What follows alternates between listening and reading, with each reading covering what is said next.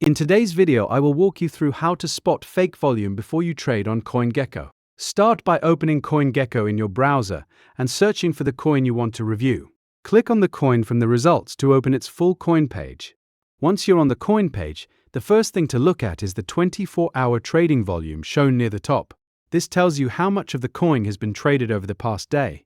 On its own, a high number might look impressive, but volume should always be checked alongside the rest of the coin's market data.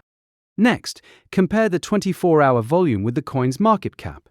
If a coin has a very small market cap, but is showing extremely high trading volume, that doesn't automatically prove anything is wrong, but it should make you take a closer look. A large mismatch between the size of the coin and the amount supposedly being traded can be a warning sign.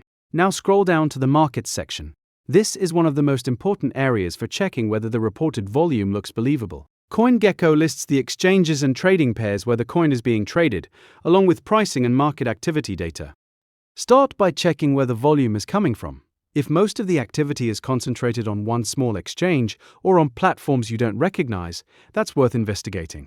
A healthier sign is when trading activity is spread across multiple exchanges rather than being isolated in one place. Then look at the trading pairs themselves. If the coin only has one or two active pairs and everything else looks inactive, that can suggest weaker market depth than the headline volume implies. If several pairs are active across multiple exchanges, that's generally more reassuring. You should also pay attention to the trust score of the exchanges listed in the market section. CoinGecko uses trust score to help indicate the quality and reliability of exchange data. If most of the volume comes from exchanges with stronger trust signals, that's a better sign than volume concentrated on low-confidence platforms. Another thing to watch for is how the price chart behaves compared to the reported volume.